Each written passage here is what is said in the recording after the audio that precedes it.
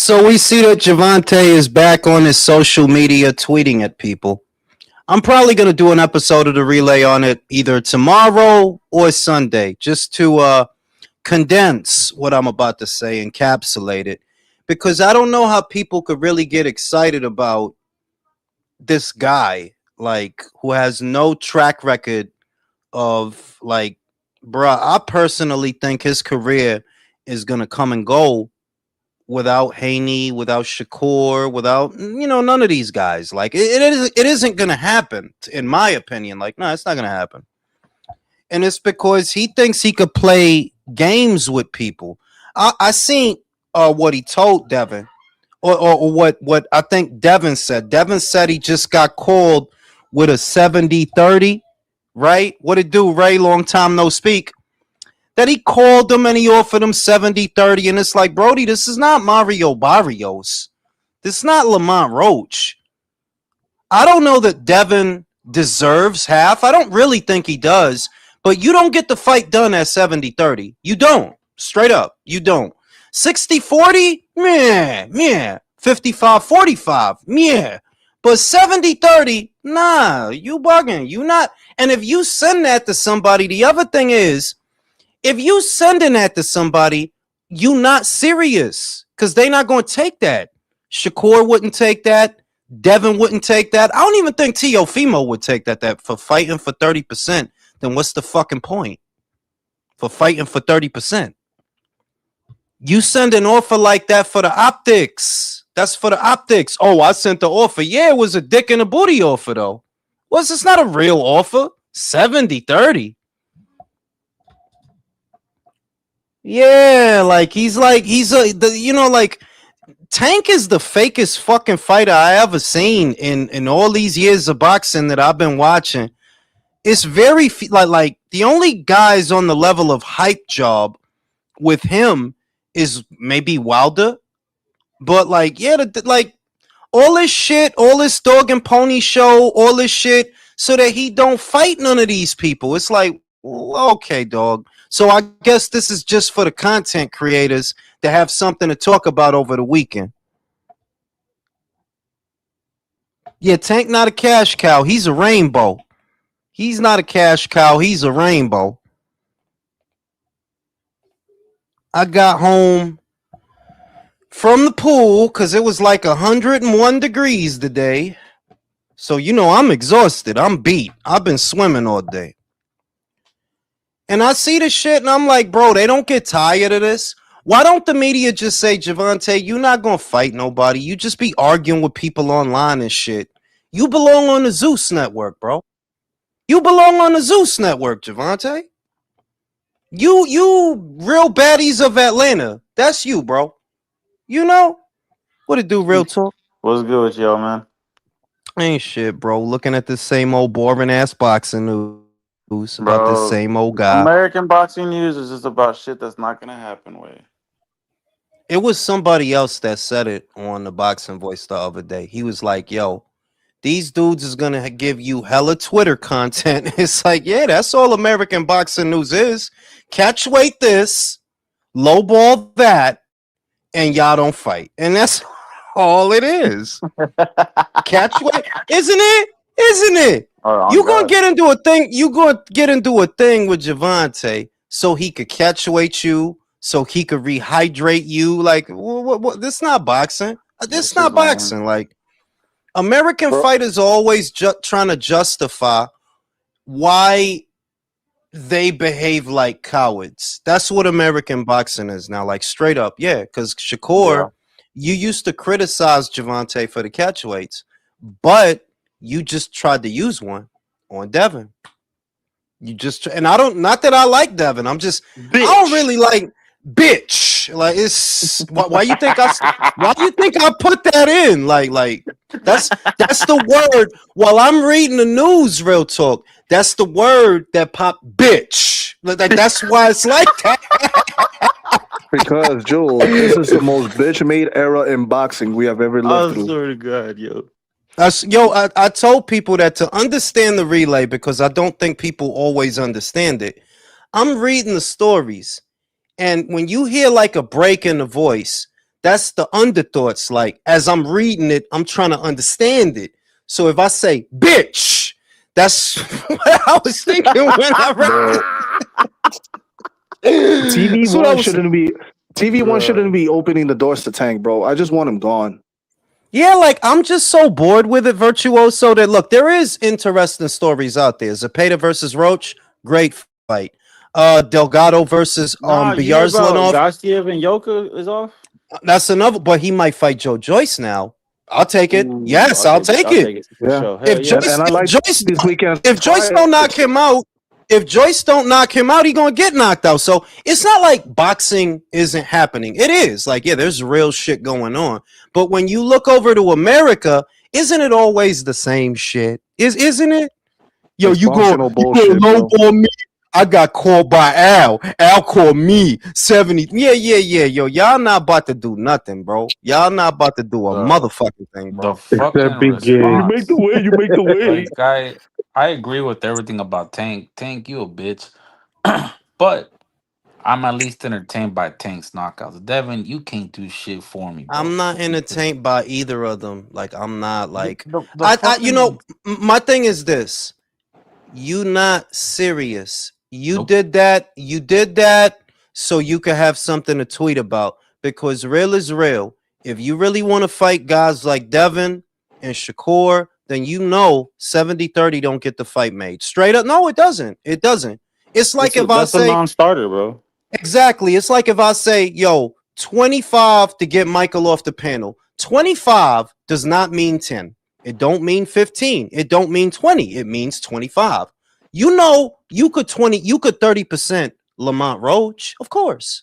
You could 30% Frank Martin. Yeah, you could 30% a lot of them dudes that you fought. One of the things that I used to maintain a couple of years ago also about Tank is he fight cheap opponents. Yeah. What you think it costs to get Hector Garcia in the ring? Well, what is I 200 would say about 200,000 two and ham Christoph sandwiches, Platanos. And a visa. right? two ham sandwiches, a tight Una About bag of that. yuca. coke. The longanisa y una yuca, and you get fucking you get Hector in the ring. Like, Bro, and that's a not. gallon of milk in Let me say, 1996 prices, bro. and I'm gonna say that it's not me feeding into Devin's bullshit because I thought about it that Devin is grossly overpaid. At the same time, he is grossly overpaid, and he has been for years. But common sense always prevails, and common sense dictates Devin is a higher grade of fighter than a Mario Barrios. Yeah, he is. He's a higher grade and a bigger name than a Mario Barrios, than a Lamont Roach, than all these guys that you normally fight, save Ryan. So you can't be serious about fighting him at 30%. Like, you're not serious, bro. Like that don't get the fight done. And That's like having them pay for your fight and you ask them for broadcasting rights. yeah, like what are we doing? And as much as I don't like Devin and Bill and I'm irritated by them, at the end of the day, you can't underpay them because they've already been making more money than that. In that realm, they're not unreasonable that these guys have been getting good money on Matchroom, good money on DAZN, good money on ESPN when they were over there, and they've been getting Saudi bags. So you literally can't give them peanuts. Like, no, you really can't because they've made more than what you're offering. If you are, which is what's nauseating about it, you got these guys in America that want to pretend that Tank is Canelo, and no, you're not. Nobody gets 10 million up front fighting you because you don't have it like that. When Canelo had to fight Plant, who is Caleb Plant is a $300,000 fighter in my opinion. Like that, yeah, that dude is a $300,000 fighter straight up. That is not a 7-figure fighter.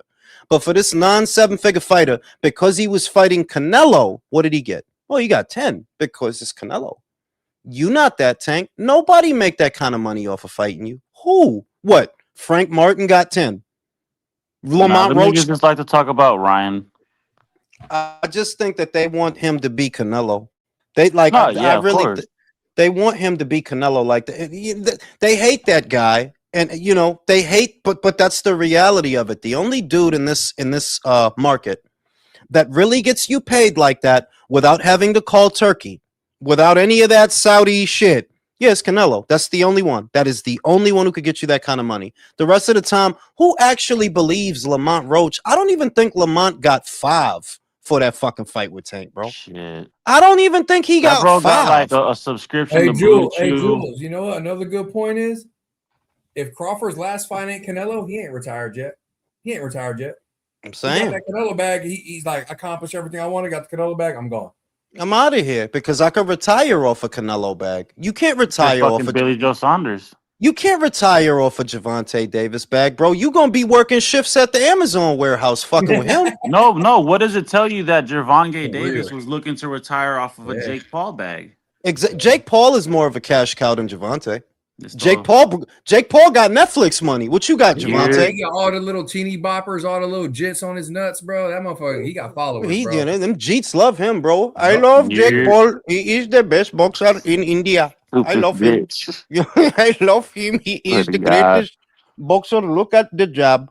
You know what Niggas I'm look like saying? they're reporting at all times. No, but the real shit is that that was the first thing that I saw when I opened up the app, and I'm like, God, don't they get tired of this shit? And I think no, they don't, because they there's a section of boxing that has always been Real Housewives of Atlanta, and that's for them.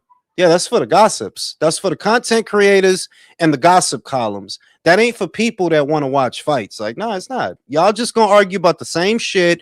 The Devin Haney fans is gonna argue with the Davis fans, and nothing is gonna happen. Not a motherfucking thing.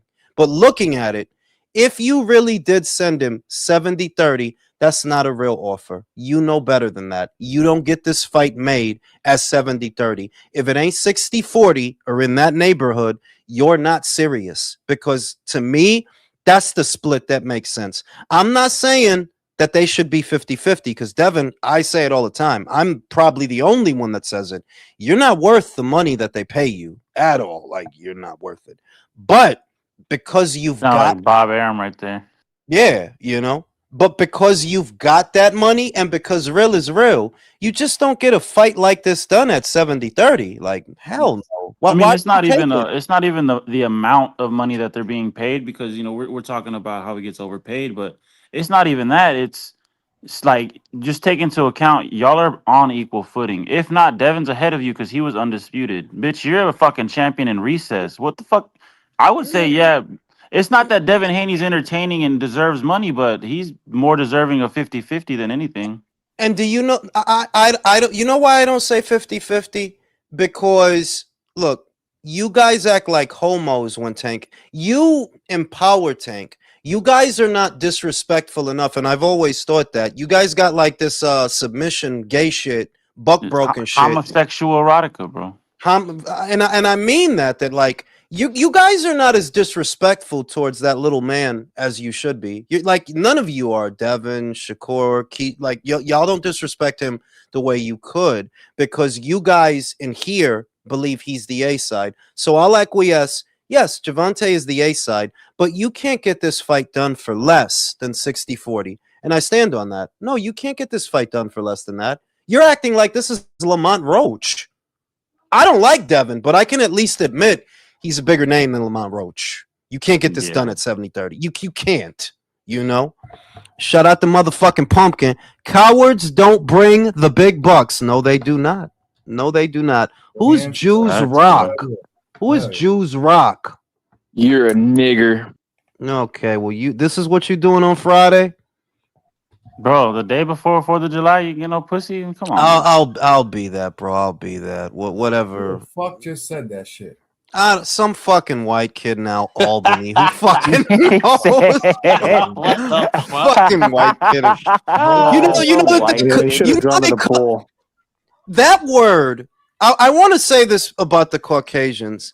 They have this relationship with that word. It's so exotic to them. It means so much. Thank you, Jules. Like, because when you grew up and I grew up, like, yeah, of all kinds of colors had that past. We're depending on the culture of the neighborhood. It was just it's a noun, person, place, or thing, bro. I watch these guys like exotic, like it's I watched like I watched these guys come up with alter egos just to be in proximity of that word. Like, oh, you want to rap now, right? Like these. Wait. These are the guys that want to get invited to the cookout. That like, You yeah, know what I mean? that's It's those guys. Are borderline- not borderline. It's fucking comical. Like, come yeah, on. like because you're so one. It comes from, you know, when I see like the what's that girl in Florida? Real talk. What's her name? The one with the fucked up lips. That she's like a young joy. She's like a young joy. She's like, she's got like a mouth like she's just been sucking dick for like a whole week. What's the fucking?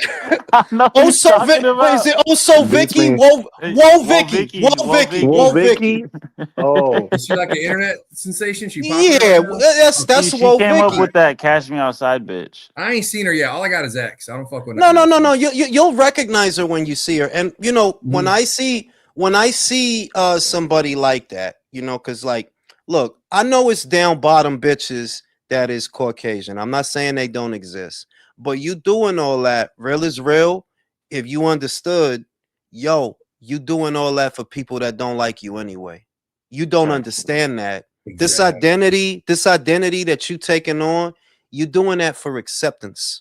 That's why you're doing that. You want to. That's why it comes off as fake. And you want to be the honorary, and you want people to dap you up, and it's like, you know, like you trying to do like you trying to do like a Tarzan thing is what you're trying to do. Like that's because it's the same mythos that you're the white eight. Like, oh, okay, dog. I'm trying to help you out. That you know they don't like you anyway, right? When you're like, yeah, they don't. I'm just being real with you. They No, you gotta, see, that's why Tarzan's one of my favorite movies, bro. Because I know Disney don't have. Shit, Disney got him. Disney got him. As soon as he said Disney, his shit cut out. I got a fucking phone call. No, but Disney don't got the balls to try to fucking race swap Tarzan, bro. No, of course not. And you know, and whenever, because it's like that's not the first time some little white boy stepped on to like you just like that word because. Well, one, look, if you said that to somebody in real life, we know what'll happen to you, bro. You'll get what's the kid who got stabbed in the chest? What's his name? You'll get Jesse Metcalf. Austin Metcalf. That's not funny. Wait, forgive me. That's not funny. No, but I'm saying, but you know what would happen to you if you were using that kind of language around those day to day. Yeah, like you. You got to you. There's a big trouble. Yeah, like to you, that word is like a mystique, like it's mystical. To pieces of shit like me that come from garbage. Would you have anything better to bro, like, no, with today's climate, that shit doesn't even mean the same thing it used to. They think it's a Harry Potter spell. Like they're supposed to paralyze you or some shit like that. And I'm like, what that does is gonna activate their fucking muscle, their twitchy muscles, and punch you right in the face. Expendionis. Yeah, you know what I'm saying? Yeah. Now, a long time ago, knock out Now, you know, because I'm from Harlem. I grew up like everybody else with the Fat Joe syndrome. I didn't even realize it. You see what I mean? Yep. But then my conscious brain figured out that it's like, yo, I don't want to sound like that. You know what I mean? Like, yeah, I ain't trying to sound like nobody. That's not my trauma. Yeah. I don't have. That's not my trauma. I don't really care about it. And it's just like, isn't it easier to just be yourself? You know, that's kind of the thought process that I had. That I'm like, because I see these guys. You know, I don't really like I don't really like seeing Fat Joe use the word. I think it's cringe, to be honest with you. Even Fat Joe, I think is cringe. That it's like it just doesn't sound right to me personally. So it wasn't hard. That was like weed. I was able to phase that out like weed. Like, yeah, because it didn't stick to me. It just didn't stick to me. You know? I wish weed wouldn't stick to me. Do I need mute if I'm talking? My bad, brother. Go ahead. Go ahead, mama. All right, listen, bro. I'm gonna be honest with you, man. That's the same guy. Go ahead. Same guy? What do you mean, brother? Go ahead. You in Albany, right? No. You know I can see you. You know I can see. Yo, wait. You know I can see you, brother, right? No, I'll tell you right now. I'll tell you my fucking location, brother. I'm in Clinton, Mississippi. 39056, brother. That makes sense. Okay, no, I know the area. Go ahead. You dropping your location for what? No, Alex. Brother, you run that fade? bro, You giving out your address? Wait. Let him out. Let him talk. Yeah. Thank you. I heard somebody saying you trying to run that fade. Fuck no. I just joined in this bitch. Hell no, I don't want to get my ass goddamn kicked, brother. Wait. I respect Was you. that wasn't you earlier, bro? You sure? I swear to everything I know, brother. I'm a Christian, so I ain't gonna swear to God. You feel me? But I swear to everything I know, it was not me. I'm from fucking Clinton. I'm 30 years old, brother. I'm an ugly ass motherfucker. You'll kick my ass. Let me tell you something. No, I'm gonna tell you something. Okay, you talking about the man upstairs. If you don't stand on that, I'm just telling you, something bad gonna happen to you. So you better stand on that. Yeah, you're gonna turn black. Whoever said that, get off the panel. Hey, Get off the panel, I'm please. gonna tell you right now. We do not condone that. Mississippi. If he's from Clinton, Mississippi, I'm gonna tell you right now. I got people in that area. He's a man of faith. Trust me, bro. Listen. Hey. Listen, Clinton, Mississippi, one Mississippi, two Mississippi. All I'm telling you is if you just use the Lord's name in vain to come on here and play, you better stand on that. Nah, bro, that's me. That's me. Okay. Day, baby. Okay. Hey, it ain't my bag. It's not. I'm the messenger. I'm messaging you. I'm messaging you. You see? I'm on my BlackBerry. You see? So I feel that. Hey, I love you, brother. Nigga, you're fucking Junior, old. I I love said you, a bro. BlackBerry. well, fucking bro. I used to watch Parker Lewis Can't Lose. You don't even know when that shit came out. Parker, and in the place where you live. Yeah, you don't know nothing about that, man. Old, bro. You're ancient. Fucking old, bro. I don't look old. Good. Hey, I went and got my haircut for the first time in like about 4 months. I showed a picture of you, brother. We got the same goddamn haircut, brother. Okay, see here. Okay, that's here we weird. go. Okay, how's that weird? How's that weird? You want to go to Supercut? Like you just showed up and you're talking to the host of the show about having matching haircuts, bro. Like, yeah, no, I was like, I told my barber, I was like, give me this shit right now. You told your barber? I showed him a picture. You showed him a picture of me. And he is Mexican, so he had to ask the owner of the barbershop. I'm not going to tell you his name. Hey, it's too because much then you would know. He's Mexican. And he had to ask the owner of the barbershop to come here. I showed the picture. He was like, yeah, do this, that, and the other. I swear to you on everything, brother. I swear to you on everything. I'm not trying to be weird. Hey, I'll mention that shit to you privately. I think he's being a little too honest right now. Wait a minute. No, I'm gonna set a price, fellas. For the night, I got a discount, $15. It's this guy off the panel. $15. $15. Hey, no. It's gonna be about 30.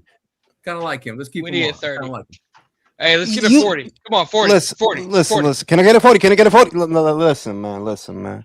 But We're talking like Hulk Hogan, brother. Hey, brother. Yo, there go Coach. Coach, what it do? Coach Malachi. We out here, yo. You know what I'm saying? And yeah, man, I've had my fill with American boxing. I think American boxing peaked last weekend, right?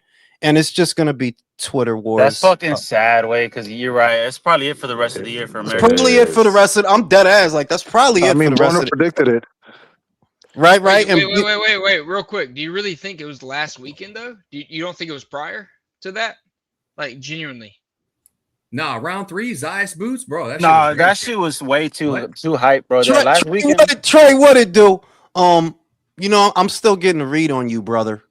Still getting a read on you. I think that shit was long. He said you're on thin ice, brother. You know what? Hey, you're right. We got fresh fish over here. You know what I'm talking about? You're skating on thin ice, brother. You're right, because if you think about it, Sunday was also nice too. Yeah. No, Sunday was that was a good weekend of boxing. But if you're talking about American boxing and what remains of this year, which is what 6 months, 5-6 months, right? It's not actually that long left. What involving American fighters are you even looking forward to? I mean, Nothing. Roach Zepeda, I guess. Roach Zepeda.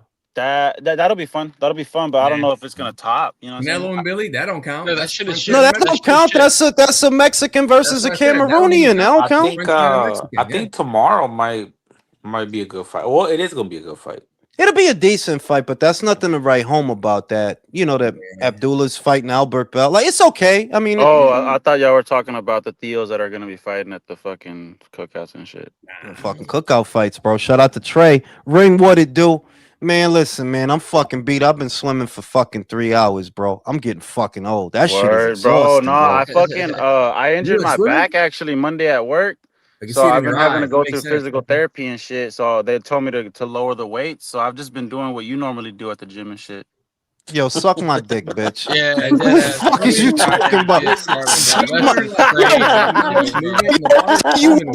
When you collateral raise the 40-pound dumbbells, you talk to me, motherfucker. Because that's where the fuck I am. That's where the fuck I am. That's where the fuck I am. Points, old bastard. You know what I'm saying? Hey, But hey, y'all, Jules wasn't swimming, bro. He was in the pool with the elderly people doing the pool therapy workouts and shit. I had the pool noodle, bro. I was in there with the pool noodles, bro. For real, yo. Just chilling. But yo, I'm fucking beat, bro. Tomorrow, July 4th, you know. A lot of people hate America right now. Nah, I want to see 250 for America, baby. You know, I'm glad that Alex is here because that shit has been on my mind lately a lot. A lot of people hating my beloved. I love America. I don't give a shit. Love this country, you bro. could say what the fuck you want about, but this is my home. I don't have another one. This is my home. I don't have another one. Shout out to real talk. Don't worry about Disney race swapping Tarzan because I heard Sean Zattel was gonna be I'm saying. Shout out to Sean, bro. Shout out to Sean. A skinny gay Tarzan. I'm saying more like Shaggy, but you know, it's a lot of hate. You know, America's getting a lot of hate from within, and I just keep thinking like, yo, if this country's that bad and that racist and that oppressive, why are you still here? Leave. I just keep that. I'm like, I don't understand this shit. If you don't like it here, stories about the ones that do. I watch them all the time, bro. It's hilarious. No, listen, there's this white broad. She runs around starting shit at liberal rallies. It's the funniest shit. I follow her on Instagram. It's the funniest shit. And I just keep thinking that they're like, Jesus, if it's that bad here, why don't you just leave?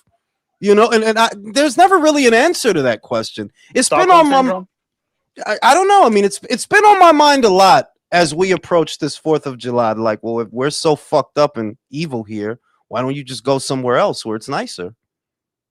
And it's like, oh, you do, like, I mean, and you don't want to because this actually is the greatest country in the world. You know, I didn't used to think that narrative's falling apart with all the FIFA World Cup being here. I didn't used to think that, Alex. I used to think, that's just some shit country white boys say, like P90X over here. But nah, this is the greatest country. No, it 100% the greatest country on earth. 100%. There's no like. Am I tripping? You didn't call me P90X. Not you. What's his name? Mississippi guy. Mississippi. Mississippi. Or whatever the fuck. That's what we're gonna call you, bro. You Mississippi, bro. I saw a video of saying that Americans don't have culture. Bro, you know what our culture is? Luxury. That's our fucking culture. No. The truth is, I'll give you a technical, real response to that. Wait a minute. We have a culture, all right? See, we have central air conditioning. Exactly. We ain't in a sweat box like you motherfuckers. I saw a fucking video of, you know, Argentina is playing in Dallas right now. I saw a video of a lady and she's wilding out because she's like, oh my God, y'all have air conditioning in the bathrooms. Yeah, oh yes. Bro, Europeans are flipping out over Walmart and biscuits. Like, who's trying to have a sweaty asshole while you're fucking taking a shit? Shout out to Pumpkin. 250 years of this beautiful country. I'm glad to be born American. Fuck the yo for real, bro. Like, the older I get, the more I think that because you know what? When I used to hear people say that this was the greatest country in the world, I used to think, that you know, you just you you're probably dating your cousin or something like that. But then I thought about it. Jesus, I really wouldn't want to live anywhere else. And the people that you keep seeing complain, you know, this is going to be a 4th of July episode. We're going to really appreciate America and give it a hand job tonight. If this isn't the greatest country in the world, then why don't all these fucking liberals just leave? If it's not the greatest country in the world, just leave. Just leave. Go to listen, because I think about it. When my grandmother came to this country, she had less than I have now. She spoke less languages than I do now. And if she could come, yeah, and if she could come here and make it at 19 years old, then I don't see why you liberal motherfuckers can't just go somewhere else and make it work, motherfucker. You speak English? Jules, she came here. To be fair, you're assuming that they work. Made it, bro. True. How beautiful is this country? Come on now. Come on. I'm telling you. And I say this shit. This is all true. She didn't do anything illegal. She came here, got a green card, eventually became a naturalized citizen. She became a citizen of the United States. And I think it needs to be said that nobody is against immigration. Nobody. The only foreigners. We're against. Yeah, nobody's against immigration. And to tell you the truth, I'm not even against illegal immigration. I just think that the last administration, you went too far, and now this administration is cleaning up your mess. That's just what I think, because I've never been. Wait, for my essays. Okay. I've never been against them coming here. No. Like they don't want to do nothing. They just want to come here and chill. It's not about them. I'm not worried about them. I'm worried about the ones that are coming in through them. And I'm worried about them. Okay. That's what I'm worried about. You know what's hilarious? When Obama was president, bro. What, over 3 million deported? Over 3 million. 3.8 million were deported. And here's the best part. I don't know if any are old enough to remember this. Jules remembers. A couple of y'all are probably old enough to remember, but most of y'all know. They did live shows of ride-alongs where these journalists, left-wing journalists, went on these ride-alongs with ICE to arrest people. It was a show. Like, I'll tell you. What is going to surpass. They bragged about it. Well, I'll tell you what it is, Alex. I'll tell you what it is. And this is serious shit. We're sort of past the point of civil discourse and arguing each other's points. At this point, you have to look at those people as domestic terrorist cells, because that's what I think they are. Yeah. Hand on heart. I think that it's just going to escalate to a point that they're going to have to start, literally doing like domestic terrorists. Like I really think that, that's where it's going to go, because you guys are brazenly stupid and hypocritical. I don't even know what you're arguing anymore. Obama literally deported. Obama literally deported more people than Trump, and y'all didn't say nothing. So how is this a dictatorship? Not saying nothing, Jules. It was celebrated. I don't understand. Like, and the thing is, I'm not saying that either of them. Like, I don't think Obama was wrong. I think he was doing his job, just like I think this guy's doing his job, because that's the job. Countries have borders. What the fuck? There was a dude. Hey, there's this dude. He made a TikTok. Well, it was on X, but that's where I saw it. And he goes, "Man, this video is less than 20 seconds. He kept it short, sweet, and to the point." This motherfucker was like, and this was a black dude. He goes, "Hey, real quick, in case y'all forgot, we had a black president for 8 years in a row. Not one single Republican redneck took a shot at him." Oh, yeah, I saw that video. I saw that video. Shout out to Trey Duck. Am I gonna go live if I'm home? I might not be. That's if I'm home tomorrow night. I might not be. I might take the family to see the fireworks. But I just thought what happens if you Google boxing tonight. For it being such a bad country, there's so many people that still want to come in and be here. Yep. We are the most attractive country. Why don't they go to Cuba? Everybody wants to come here. Yeah, I mean, seriously, if you're such a fan of socialism, go to China. There's still a lot of socialism. Go to China. Go to Canada. There's a lot of homosexuality going on up there. North Korea. Hey, can I ask you guys a question? Go ahead, Brim. Because I see the people that you're speaking of, I see them and they annoy me. Those Democrats really piss me the fuck off, and they get on my nerves because I'm an independent thinking mind. But I also notice people like myself that say, okay, listen, I love my country, but at the same time, part of loving your country is pointing out its fallacies and only hoping for it to be better. And some of those people are getting lumped up in those same categories because you're only expecting your country to work in progress and be but Brim, here's the thing. I know that you have legitimate gripes with the country's infrastructure, and I think everybody on the panel does. The thing is that none of us are un-American, though. We want what's best for America. We all do. Yeah, that's it right there. We all do. Some people that want America to fall, and they live in this fucking country. There you go. And that's the difference. But Brim, I'll disagree that I don't think that people are getting lumped up with those people, because a lot of them do. The people like us, the people on the panel who are able to discern, actual grievances as opposed to just people bitching and moaning. Like, I wouldn't say we would lump those people up, like, because we're actually able to sit there and deliberate and fucking talk about what the fuck is your problem and shit. But So a lot of these people agree are with just Bram. crazy. There are a lot of people who what I would call, and these are the people I miss, old school regular Democrats. Yeah, because they're not around any. The Democratic Party has allowed itself to be co-opted by everybody's fucking problems, and I think Alex knows this better than I do. I personally think the entire Democratic Party has been bought by outside invaders, and they have independent terrorist cells occupying positions of power, like that socialist broad that just got elected in New York. Yeah, you're not gonna convince me that this person is up there from any sense of patriotism. You are being paid to have that seat because you're trying to bring the country down. That is your goal. Whoever's mic is making all that noise, you gotta mute that motherfucking shit. That older Democrat, the old school Democrat, I believe they go by libertarians now. Yeah, sure, you can call them what they want, but what I mean is, what I'm saying is, I see where Brim's coming from, and I don't just agree with him. What he's saying is an actual fact. Due to all these radical leftists now, a lot of normal leftists, which we never had a problem with, those are the people we could talk with, have discourse. Now they're being lumped. A lot of them at moments and times are being lumped in with these radicals. They're not all like that. You know what I mean? But at the same token, a lot of them are silent now because they don't have because the Democratic Party is so fucked. It's like what am I going to speak on? Yeah, a lot of those people went to the because the Democrats are the people trying to put boys in locker rooms.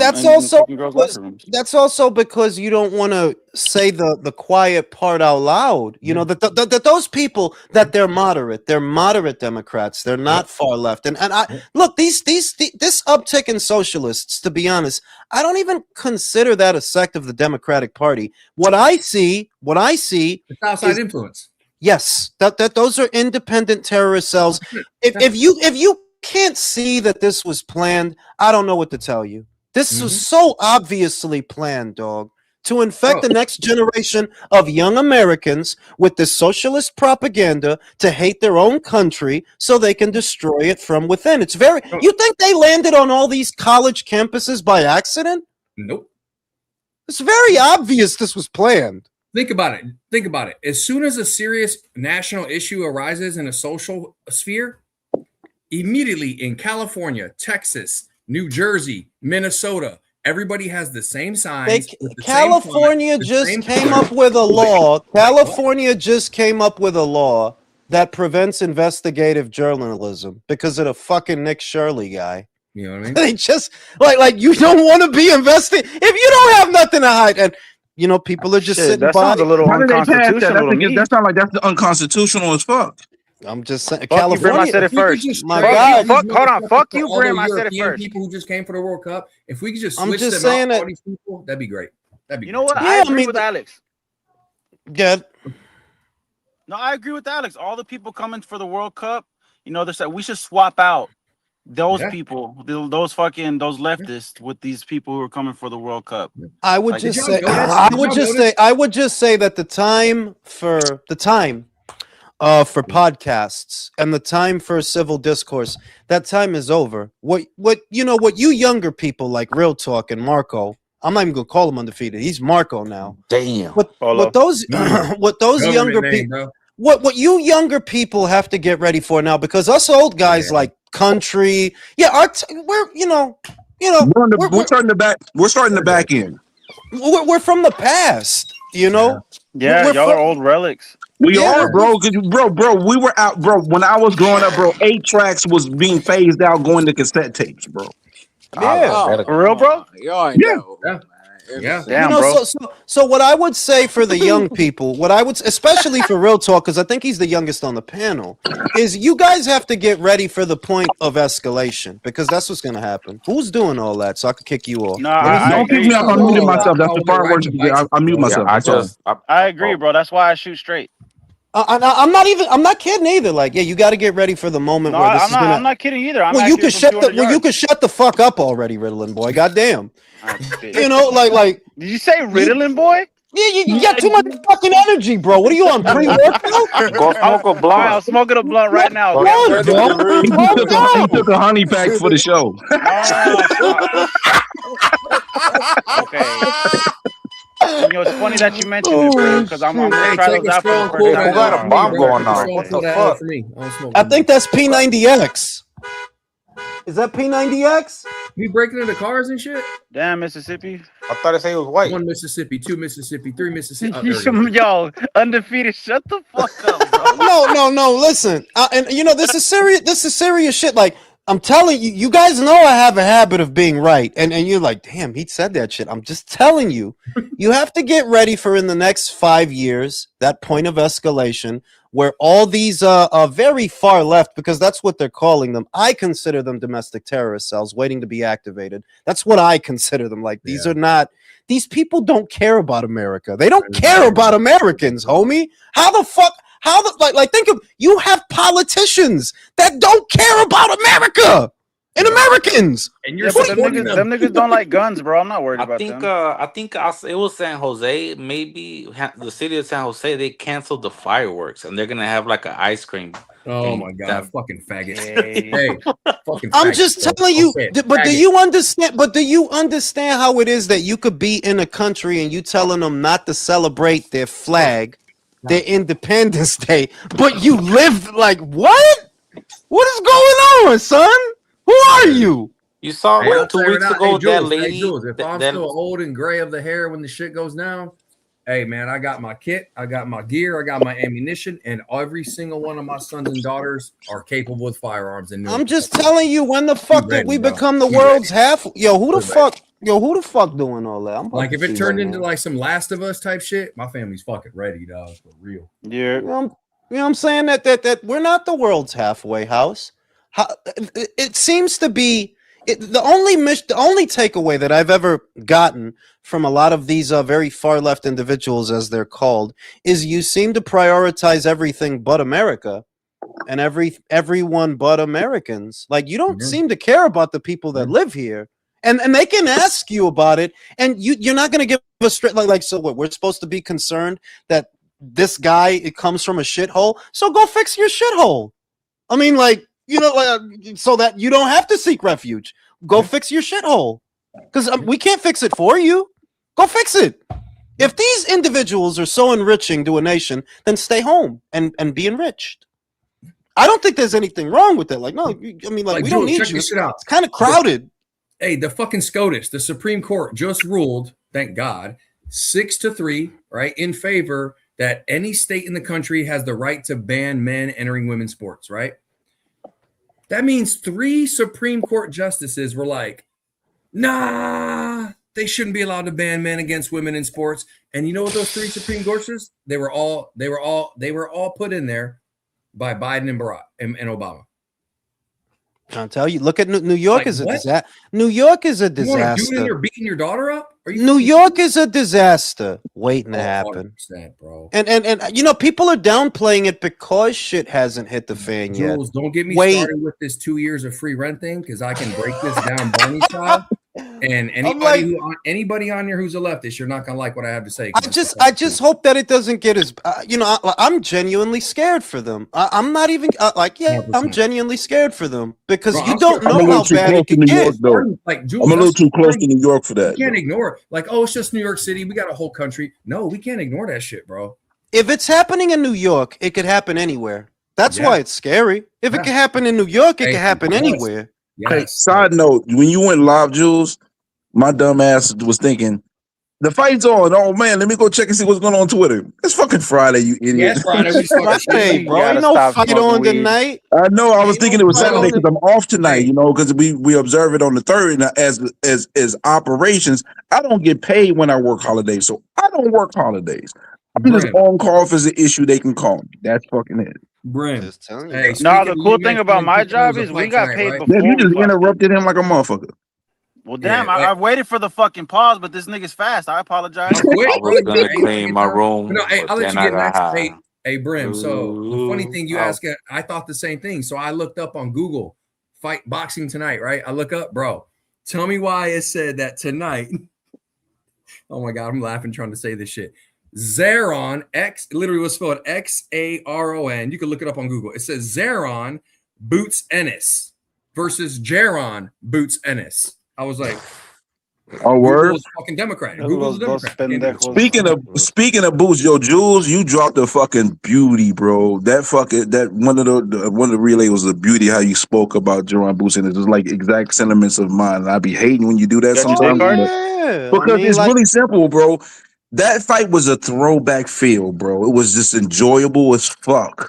And I don't care about his flaws. I just want to see what that young man do. I ain't gonna judge him based on what Bud did. I don't need him to be perfect. And that's if you listen to the Ring Magazine show with Max Kellerman and what's that football player's name, bro? Shady McCoy. McCoy used to play for the Eagles. Like, oh, you talking about LaShawn McCoy? Yeah, McCoy. I'm like. Y'all shit about boxing, bro. He was nasty in football, though. You should get crazy worse. I'm in the middle of a fucking sentence.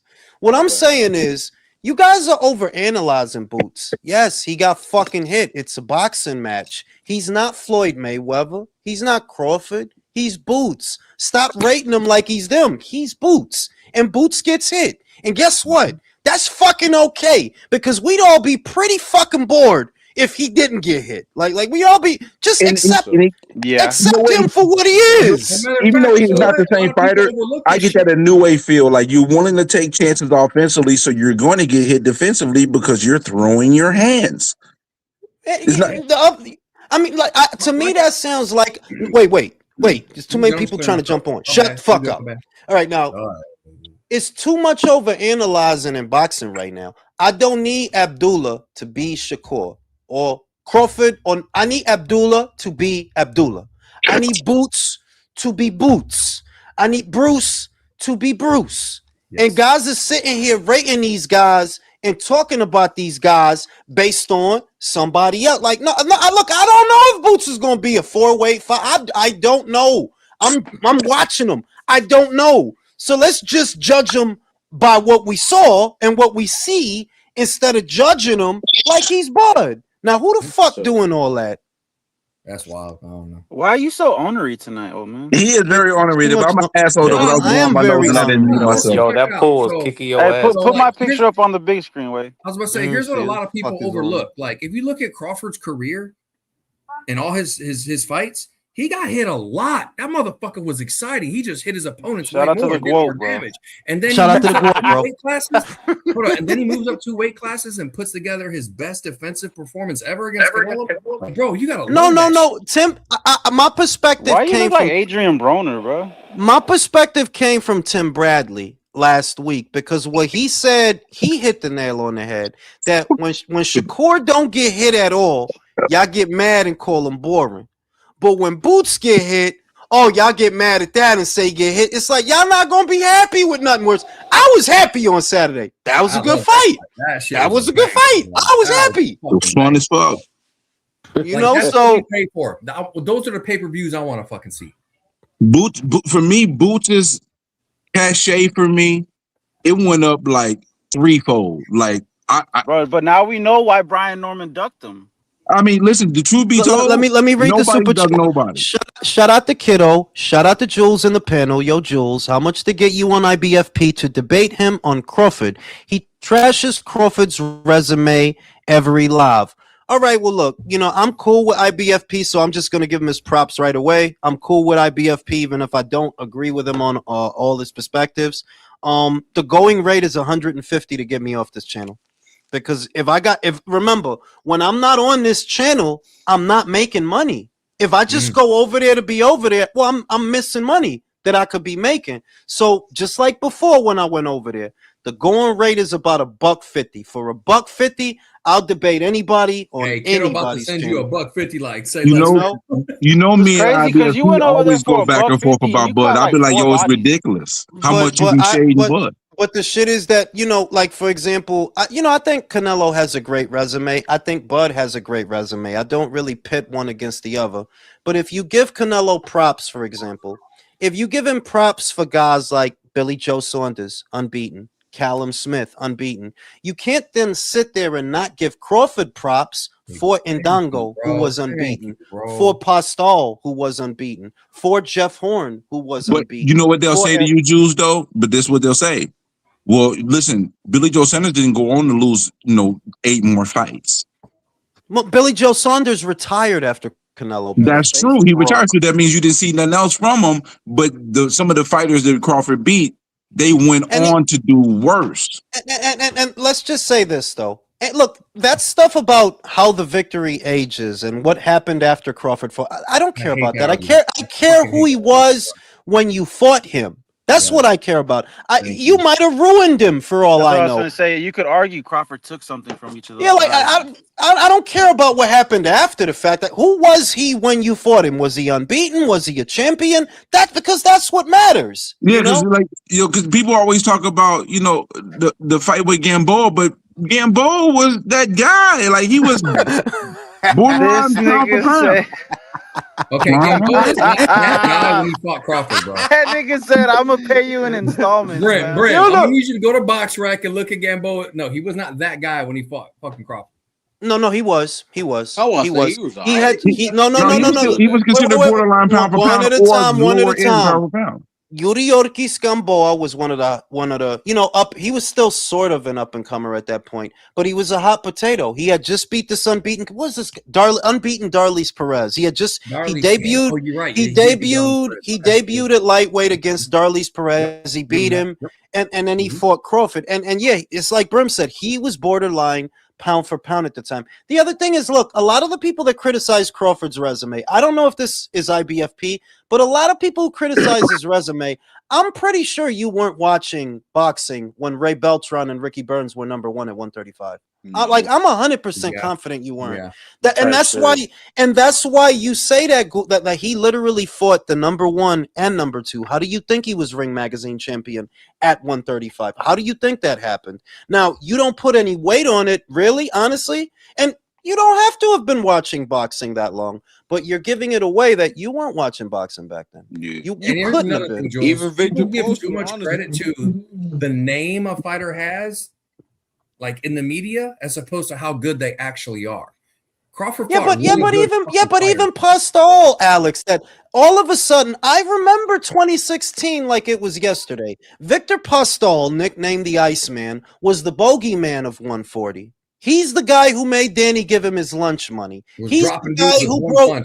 He was the guy who broke Matisse's other orbital bone. They didn't want to fight that dude. And Matisse was no fucking. You gotta let me finish a sentence, Alex. It's not the Alex show. I'm trying to join in. Go ahead. Okay, he took that guy, that unbeaten champion, and he fucking wiped his ass with him. Nobody beat Postol that easy. Nope. If you're gonna talk about people that fought Postol after Crawford fought him, he's the only one who wiped his ass with him. Everybody else struggled. Everybody. That's fucking fact. He wiped his fucking ass with him. But he was a nobody at the time. He was a nobody. Hold on, man. Goddamn it, I'm trying to make a point. God, bro.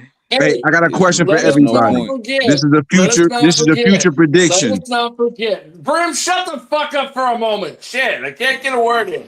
Oh shit, welcome back. Let us not forget that when Gamboa was on top, before he fought Crawford, they were comparing him to Floyd. Yes. Listen, let us not forget, country, that one of the reasons that Mikey Garcia chose to sit out for 3 years, you want to know why? Top Rank gave him two choices, Crawford or Gamboa. And he said, "I'd rather sit out. I'd rather sit out and wait out this contract." Yo, that's a real rock between a hard cock. Rocking like this real shit. Like that's a part of the reason he sat out. They either wanted him or Crawford, and Mikey didn't want neither. So when I see people shit on Crawford's resume, right? Like honestly, of course there are ulterior motives and agendas. Of course, these are salty Spence fans, but also the bulk of it are literally people who were not watching boxing circa 2012, 2013. You couldn't have been. You couldn't have been. That's why you don't know who Ray Beltran is. That's why you don't know who Ricky Burns is. That's why you don't know who Postol is. I'm not even telling you that Ndongo was all that. I don't think Ndongo was all that. But at the time that Crawford fought him, this man literally won 2 belts on the road. He went to Russia and knocked out the Russian in 1 round. That's what he did. He went to Scotland, beat the fuck out of Ricky Burns, and took his belt. That's who he was. So don't try to shit on it after the fact. That's all I'm saying. Now, shout out to Jay Nels So, do you think Fury versus Joshua is going to be boring, or are you going to be waiting for 12 rounds for Joshua to maybe hit Fury? Because I think it's going to be Fury moving around the ring and scoring points. Fellas, that's the question I want y'all to answer while I smoke the cigarette. What do y'all think that fight is going to look like? Based on where we are now, not where they were, where we are now. How do you think that fight is going to look? And why is Brim chewing on peanuts? Man, no, that's Moose, man. That's my dog. I gave him a bone. He Brim is eating cashews or some shit. That's Moose, bro. He's chewing on a bone. Cheating nuts. Yeah. Hey, motherfucker, the live right now. You over here being too loud. Moose, calm the fuck down. No, so I think Joshua can get to him. I don't think so, bro. It's gonna be a sloppy slugfest, guys. Bro. It's gonna be a sloppy slugfest. You know what? I'm concerned for Joshua's mental state, psychologically, where he's at with his confidence. Like Fury, man, that he's got like half retarded, bro. He comes in and him, just bro. fights mentally free, like no problem. He has to fight though, because he has that one fight though. That fight will give you a lot. So yeah, and he's got Usyk with him, bro. Usyk's right there rubbing his back and shit. I already have my prediction. If y'all are ready to get to that point, I already have my Tyson. I'll take Tyson. Bro, Fury's gonna hurt. Hot take. He's gonna get dogged. Damn. I disagree. I think Fury's going, but I'm leaning towards Fury, but I think it's going to be a sloppy slugfest, though. Okay. All right. Yeah. I think it's going to have a little bit of Deontay Wilder 3 vibes. Yeah. Fun but sloppy. I don't know. I really don't like that nigga Fury.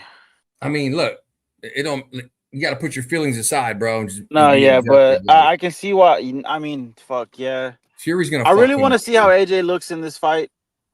But I am leaning like where we are right now. I'm leaning toward Fury, like 55-45. Like, when was the last time? Think about this, y'all. When was the last time we saw that real tenacity out of fucking AJ?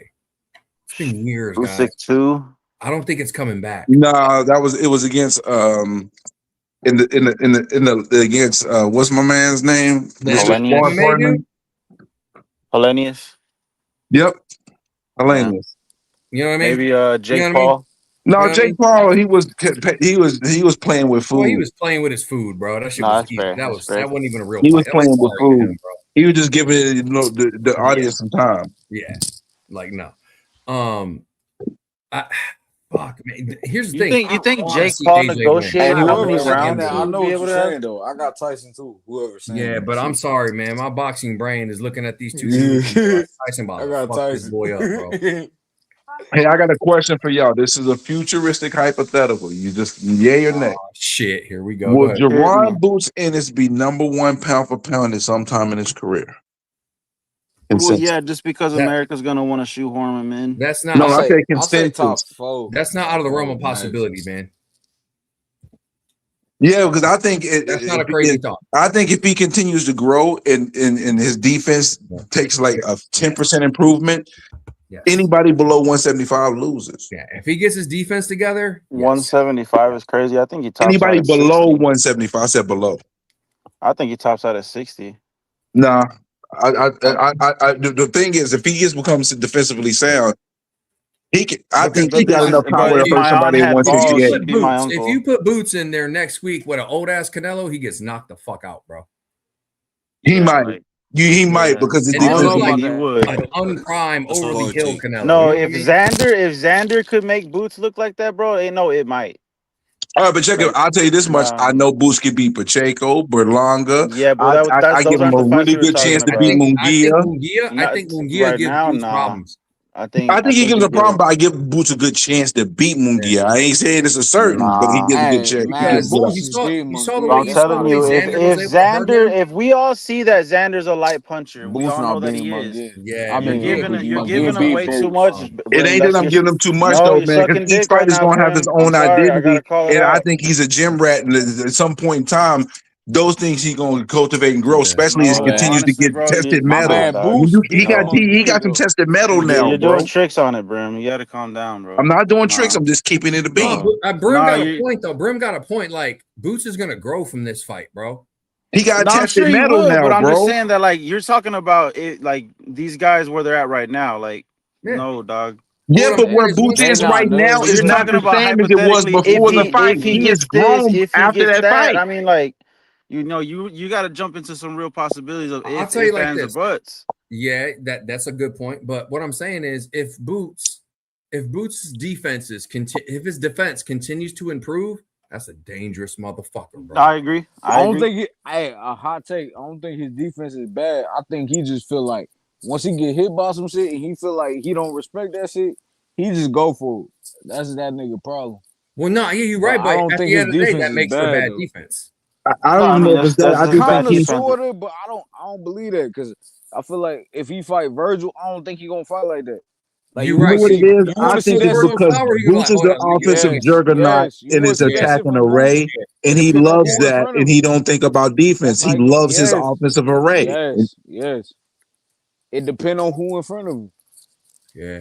Like when he knocks Virgil down in like round 1 or 2, and he sees Virgil gets back up like Juan Memo Marquez, like nothing happened, and starts throwing That's what I'm bombs against him, saying. he's gonna be like, Yep. oh shit, let me get it together. This is gonna be a 12-round Yeah. fight. yeah, Yeah, that's you what feel Boots is me? going to have to, because that could possibly That's just happen. how Yeah. he fight. Like Yeah. I peeped that shit when he fought in. Like the first I 2 don't rounds, think. he was on point, and then that 3rd round, that's where he got caught. He got caught He with got that straight. cocky. Yeah, I think got caught with mentally that though, straight. going into a fight, I think right now Virgil is at a deficit when it comes to Boots fight. Yeah. But this is why I like Boots. This is why I like Zayas, Boots, these type of fighters. Like, they still vulnerable. They're going through their stages, their progression of maturing in their career. Like, these are the exciting fights, bro. Like, I'm here for this shit. Let's go, man. Oh, we got Yeah, some that super chats in the building. Like, who do we think Boots should fight next, though? I mean, I would like for it to be Fandora, but it's gonna be Fandora Kelly. Bro, or Fandora. Kelly. It's I gonna like be Kelly Kelly. too. Kelly's Though. the easiest Kelly a fight to good. make. Yeah, Fandora, Fandora scary as shit. Yeah, Bro, Fandora's a little the pussy. fucking tower of I power. like that Kelly. crazy It's because that Kelly dude can got fight packed up by welterweight. Brian Mendoza. I have no doubt Hey, in bro, my and mind. how's he looked? And how has he looked Boots since? is gonna butt fuck the shit out of that. I don't that know, bro. I fucking don't know about all beast. that. What happens when Boots can't get in? No, he'll get I in, bro. think. You know I what I mean? think. Lesser I think. fighters have gotten I'm in, bro. sorry, man. I think his stick is crazy. His stick is crazy. That's Like, that's You a know, On the crazy way to low. say it. bro, listen, that well, Yeah. leverage and reach, Paul, bro, he's learned how to use it, Yes. not fuck up like Boots the this. is stick is man. crazy. Wow, If he do Yeah, not want to get hit, that's I'm crazy. telling you, Boots you could gotta pause. Y'all pause. niggas Yeah, wildin'. Yeah, Y'all pause niggas on that one. Yeah. you must not know this For fucking real, channel, pause on bro. that shit. He said this John, stick is crazy. Like, But I'm talking about. But Don't dip look your at the pinky first in 2 that pool because something gonna reach out and grab Yeah. you. Yeah, Yeah. we hey gotta But stop fellas, I'm let talking me swallowing about let me pills, bro. read the some of the first Drink 2 that super fucking rounds. chats thing real too. quick, man. Let me read some of the super chats. Go ahead.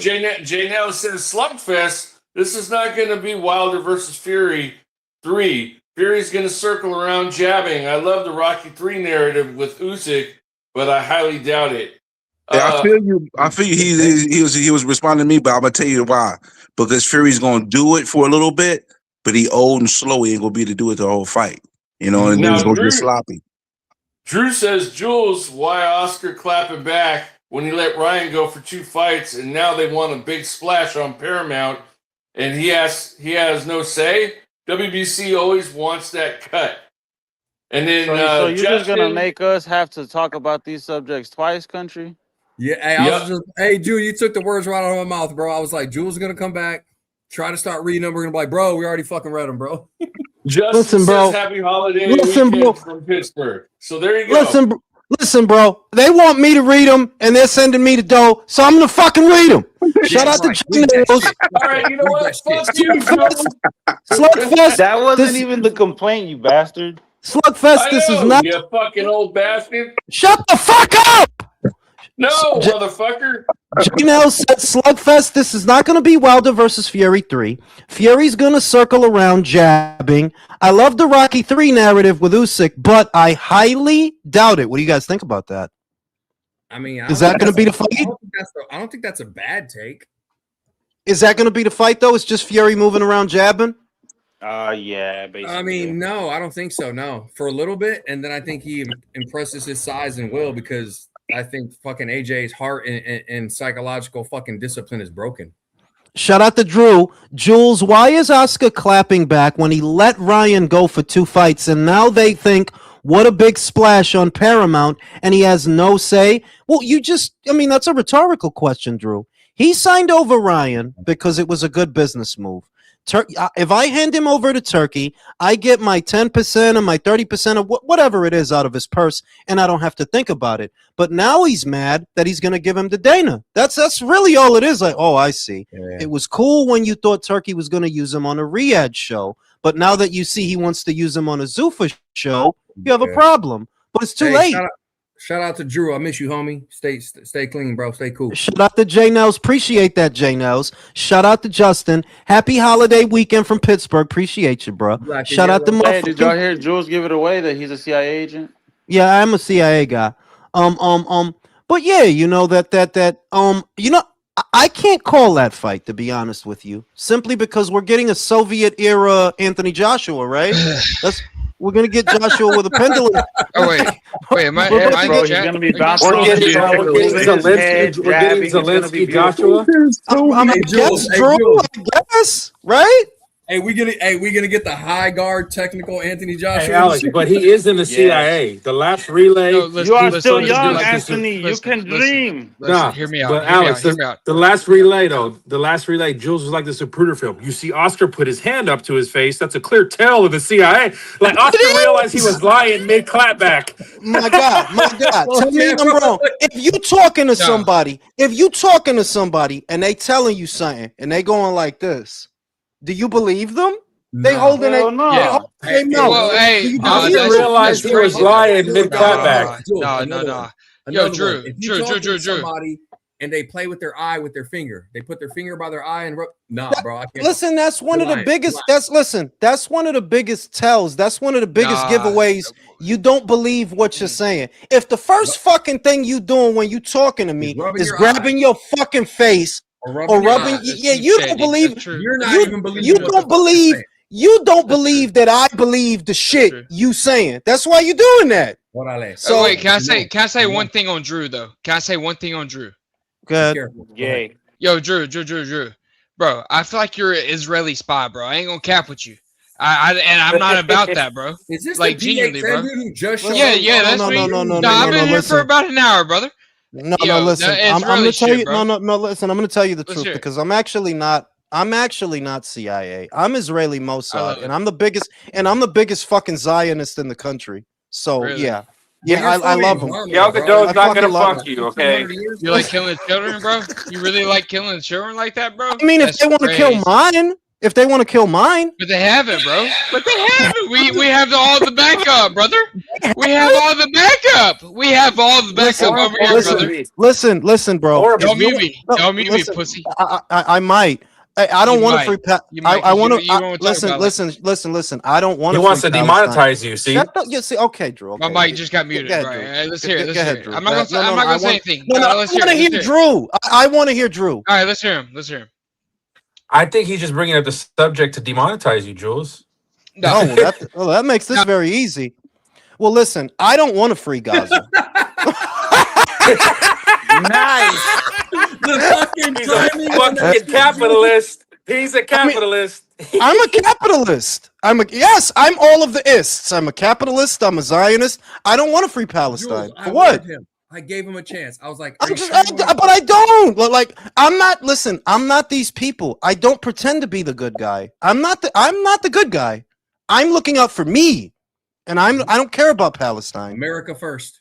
America first. I care, but I care to an extent. You don't. I care about people. I care about lives lost for no reason. I do care about that. I'm an empathetic person, but at the end of the day, okay, what the fuck can I do? Brim, you know why you don't care? I'll tell you why you don't care. I skipped the part where you're at to get to the point. I skipped that part. Does what you want benefit me? No. Does what you want hurt me? Yes. If you have it your way, it doesn't stop with them. You and I both know that. You're just lying about it. If you have it your way, oh yeah, it stops with Israel. No, it doesn't. You want more than that. We both know that. And I'm not going to let you have it. I don't care. Because at the end, that's the way the world works. It's me or you. What the fuck you think I'm going to pick you? I don't feel guilty about shit. I'm sorry. No, I'm not sorry. No, I don't want to free Palestine. For what? There's a reason nobody else will house you. I'm not these morons on the left. Why won't any of the neighboring nations take you in? Why not? Why won't Jordan? Why won't the Lebanon? Why? We know why.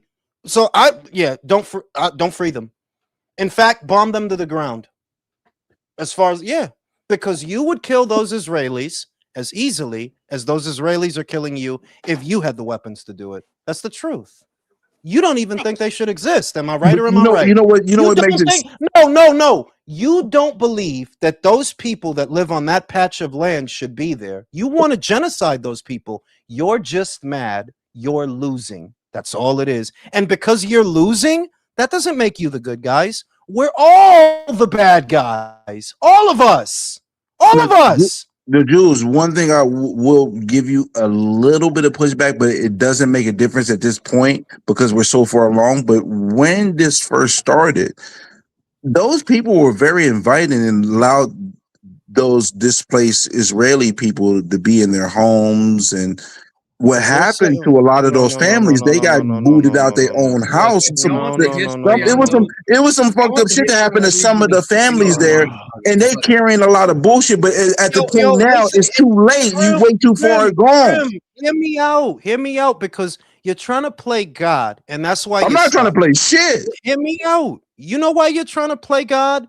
Because you're trying to assign who the good guys and the bad guys are. I'm not assigning nobody. That's the problem. That's the thing. Well, what are you telling me? Then what are you telling me their sob stories for? I'm telling you this. I'm not telling a sob story. I'm just looking at both sides of the coin for what it's worth. And I know there's no overall good guy or bad guy in the situation. Murderers. Why do you overcomplicate things? They're both murderers. One thing I do say, I'm tired of the fucking small hats. I'm tired of those long nosed fucks. And I would agree with you. I just know that if the shoe were on the other foot, you'd be tired of all those Palestinians. I'm saying, like, if y'all want to do that, go ahead, but stop fucking coming for us for help. Handle your fucking business by your fucking self. God damn. I agree with that. I would agree with that. But I think there's more to it that I don't know, and I'm not narcissistic. I'm not presumptuous. You want me to look at their situation and what's going on. Here's what's going on. These people want to kill those people. They want to kill each other just as bad as the other. The difference is one is winning. That is all. That's all. Okay, that's it. Handle your own business. Marco, all I'm telling you is if you get into a fight with a guy and you start beating the shit out of that guy, right? That doesn't make you the bad guy. You're just winning. You're just winning. If I'm going around causing trouble and every time I need some help, I'm like, hey, Jules, they want to fight us. My dude, I hear you, but this is the way the whole world works. What you're complaining about is the way that countries have allies. That is our ally. That's the way it is. If it's not them, it'll be someone else. What are you complaining about? You don't get it? If it's not Israel, it's gonna be someone else. Yes. Listen. Look, check it out. And more important, did you see all the fine bitches for Cape Verde? I didn't know they had bitches like that. You didn't know that? You slow as fuck, man. Shut up the No, I didn't. Jules is the boxing Asmongold, which I wholeheartedly agree with. America first. I followed Asmon for the World of Warcraft. Now Jules for boxing.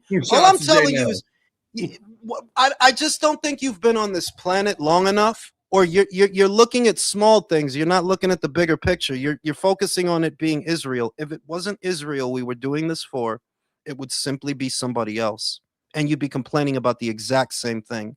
This whole thing about the poor Palestinians, those Palestinians want to kill those Israelis just as much as they're getting killed. That's the truth. There's blood on both of their hands. The only difference is one is winning, but that doesn't make them the bad guy. It doesn't make them the good guy either. It doesn't. I don't need to hear the thing. There are no good guys in this planet. As soon as you really accept, there's no good. We're not the good guys. They're not the good guys. We're just the best. The guys getting bombed into the fucking. Yeah, I'm sorry, but they're not the good guys either. There are very few innocent outposts left on this planet. And the reason I say this, if you armed those Palestinians and gave them the same ability to do to those Israelis what's being done to them, they would do it too. So you're not the good guys because you're losing. You're not. Yeah. And I don't, and it's not my problem, and I don't care. I It's don't like care. that old saying that everyone thinks they're right in war. Yeah. Well, here's the thing. All's Jules, fair in love and war. Here's the I thing. want to give you. Can I give Jules a little pushback just on something? The one thing though, I think there is a disproportionate number of people who don't have an invested interest on hurting anybody getting killed, which is children and people of youth. That is something that has been put out there that I have seen. It has been documented. Can I ask you a But at the question? end of the Can I day, ask I you a know there's no question? good guys Can I because ask you- there's places that's harboring the Can I bad guys ask on the you a other side question? that's causing some of those problems. You like filibustering. How the You fuck am I like- filibustering? You're filibustering. No, Do I'm you not. think- you just don't. do you I'm just think covering both Because sides you're of so the coin, and desperate you to don't. finish your dumbass points that you don't allow somebody You to expect there to be interject. exchanges of missiles and fucking war without It's innocent not people that, it's dying? that nobody on this panel asked for Palestinian children to be killed. Am I correct? Exactly. The fuck? I never asked for that, but they're gonna do it anyway, whether I ask for it or not, whether I know about it or not. They're gonna do it anyway. But did I ask? No, I think y'all should stop fighting. You've been fighting too long. That's what I think. But it's not gonna stop. Since the beginning of time. It's not gonna stop because you guys don't want it to stop. So what am I supposed to do? Sit here crying about it? And it's You not don't like wanna that's unique to stop. this war. That happens in all throughout history. Women and children are a casualty of war. Yeah, It listen, is. If y'all want to Shout understand, out the kid, shout out the kid off. You are saying some demonic shit, bro. No, you're not hearing me, bro. No, we're being You're not realists. hearing me, bro. We're being realists. Listen, He's not. You're not hearing me, bro. He's not. You're not. I never asked for any child on either side of that to be killed, but they were anyway. They were. Is it because of something I said? No. Could I stop them? No. So what do you want me to do? What, feel bad? It's not my fault. It's not my war. They're going to kill each other anyway. If you gave those Palestinians the same ability to do to those Israelis what's being done to them, would they do it? Yeah. So how are they the good guys then? They're not. There are no good guys. The vanity of human beings, the vanity of people like you and like me, is we try to assign ourselves as good guys. None of us are the good guys. We're all born in sin, remember? Since you care about demonic shit and demonology, I'm going to assume you harbor Judeo-Christian beliefs, right? Well, I view myself as a sinner. What do you view yourself as? Jules, can I say something to you? Because I think you're misinterpreting. You calling my shit filibustering, but I'm giving you a direct point that actually pushes back against what you're saying. You're saying if you give them the power, they would do the same thing. Well, they had that power when they brought the Israeli people in, and they let them in their homes. So we have examples of them doing the opposite of what the fuck you're saying. Okay, no, they didn't. No, stop. Let me correct that, Jules. No, hell no, Brim, absolutely not. Let me tell you something. Before this recent war started between Palestine and Israel, did you know? And you can look this up. Every fucking day, 700,000 Palestinians walked across the border into Israel to go to their jobs.